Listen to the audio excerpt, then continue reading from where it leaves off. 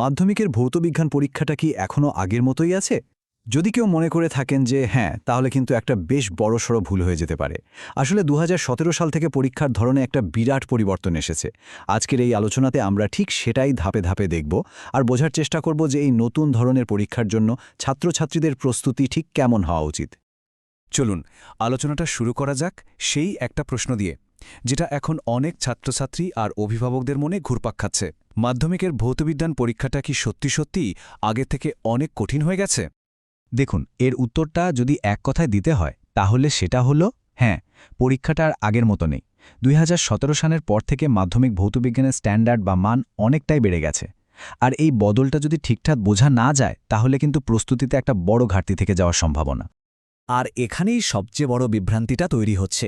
সবাই ভাবছে সিলেবাস তো একই আছে, কিন্তু আসল ব্যাপারটা হলো সিলেবাস এক থাকলেও প্রশ্নের ধরন আর তার কাঠিন্যের স্তর একেবারে আমূল বদলে গেছে। সমস্যাটা হলো অনেকেই এখনও সেই পুরনো ধ্যানধারণা নিয়েই প্রস্তুতি নিচ্ছে, আর তারা হয়তো বুঝতেই পারছে না যে খেলার নিয়মকানুনই এখন পাল্টে গেছে। আচ্ছা, শুধু মুখে তো বললেই হবে না, প্রমাণও তো দেখতে হবে, তাই না? চলুন আমরা ২০১৭ সালের একটা প্রশ্নপত্রের সঙ্গে এখনকার প্রশ্নপত্রের একটা সরাসরি তুলনা করে দেখি। তাহলেই বদলটা একেবারে জলের মতো পরিষ্কার হয়ে যাবে। এই যে দেখুন পার্থক্যটা কতটা স্পষ্ট। ২০১৭ বা তার আগে প্রশ্ন আসত একদম সরাসরি, মানে বইয়ের লাইন মুখস্থ করলেই উত্তর দেয়া যেত। আর এখনকার প্রশ্নগুলো পুরোপুরি কনসেপ্ট বা ধারণার ওপর নির্ভরশীল। মানে শুধু তথ্যটা জানলেই হবে না, সেটাকে বুঝে প্রয়োগ করার ক্ষমতাও দেখাতে হবে। একটা খুব সহজ উদাহরণ দিই, অঙ্ক বা নিউমেরিক্যাল প্রবলেম। ২০১৭ সালের মাধ্যমিকের প্রশ্নপত্রে ভাবা যায় গোটা ভৌতবিজ্ঞান পেপারে অঙ্কের জন্য বরাদ্দ ছিল মাত্র ৯ নম্বর। হ্যাঁ, ঠিকই শুনছেন, মাত্র ৯। আর এখন সেই নম্বরটা এক লাফে কোথায় গিয়ে দাঁড়িয়েছে জানেন? ১৯ নম্বরে, মানে দ্বিগুণেরও বেশি। শুধু এই একটা পরিবর্তনই কিন্তু বুঝিয়ে দেওয়ার জন্য যথেষ্ট যে পরীক্ষার ফোকাসটা মুখস্থবিদ্যার থেকে সরে গিয়ে এখন কতটা প্রায়োগিক দক্ষতার দিকে চলে গেছে। এই বার চার্টটা দেখুন, তাহলে পরিবর্তনটা চোখে পড়তে বাধ্য। অঙ্কের গুরুত্ব দ্বিগুণের থেকেও বেশি বেড়ে গেছে। এর মানেটা খুব পরিষ্কার, যে ছাত্র বা ছাত্রী অঙ্ককে অবহেলা করবে বা ভয় পাবে তার পক্ষে এখন ভৌতবিজ্ঞানে খুব ভালো নম্বর তোলা প্রায় অসম্ভব একটা ব্যাপার। তাহলে কি শুধু অঙ্কের নম্বরই বেড়েছে? না, ব্যাপারটা এত সহজ নয়।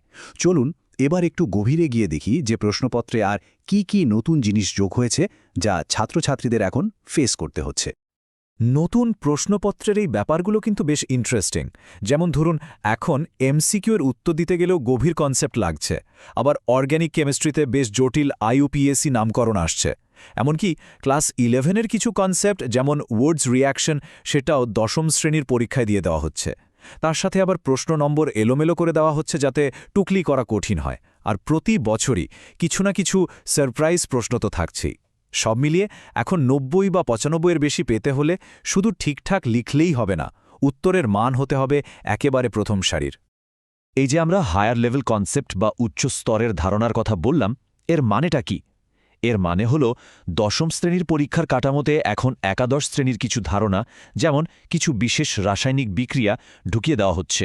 এটা করা হচ্ছে ছাত্রছাত্রীদের ওই বিষয়ের ওপর কতটা গভীর জ্ঞান আছে সেটা পরোক্ষ করে দেখার জন্য।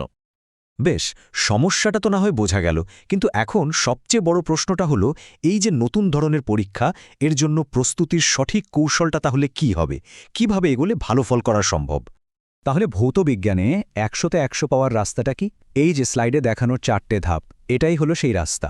প্রথমত, শুরু করতে হবে একেবারে প্রথম দিন থেকে, কোনো রকম ঢিলেমিনা দিয়ে। দ্বিতীয়ত, ভিতটাকে পাথরের মতো শক্ত করতে হবে, নোট মুখস্থ করে নয়, বরং কনসেপ্টটা ভালো করে বুঝে। তৃতীয়ত, নতুন চ্যালেঞ্জ অর্থাৎ অঙ্ক, এটাতে দক্ষ হতেই হবে। আর সবশেষে আসে উত্তর লেখার অভ্যাস, কিভাবে নিজের জ্ঞানটাকে নির্ভুল আর সম্পূর্ণভাবে খাতায় ফুটিয়ে তোলা যায় সেই শিল্পটা আয়ত্ত করা। তো এত সব আলোচনার পর মূল কথাটা কি দাঁড়ালো? আসল কোন জিনিসটা আমাদের সবাইকে মনে রাখতে হবে? সবচেয়ে গুরুত্বপূর্ণ এবং শেষ কথা হলো সিলেবাস এক থাকলেও পরীক্ষার মান বা স্ট্যান্ডার্ড এখন অনেক উঁচুতে চলে গেছে। তাই পুরনো পদ্ধতিতে পড়াশোনা করে আর সাফল্য আসবে না, এই নতুন স্ট্যান্ডার্ডের সাথে নিজেকে মানিয়ে নিতেই হবে। তবে হ্যাঁ, এটা কিন্তু ভয় পাওয়ার কোনো কারণ নয়, বরং এটাকে একটা পরিবর্তনের আহ্বান হিসেবে দেখা উচিত। একটা আধুনিক আর সঠিক কৌশল যদি জানা থাকে, তাহলে এই নতুন ধরনের পরীক্ষাতেও অসাধারণ ফল করা সম্ভব। চ্যালেঞ্জটা কঠিন ঠিকই, কিন্তু সঠিক পথে এগোলে সাফল্য আসবেই। তাই শেষ প্রশ্নটা হলো, এই বদলে যাওয়া পরীক্ষার জন্য আমাদের নিজেদের প্রস্তুতিটাকেও বদলে ফেলার সময় কি এসে যায়নি? এই ভাবনাটা ছাত্রছাত্রী, শিক্ষক, অভিভাবক সবার জন্যই রইল।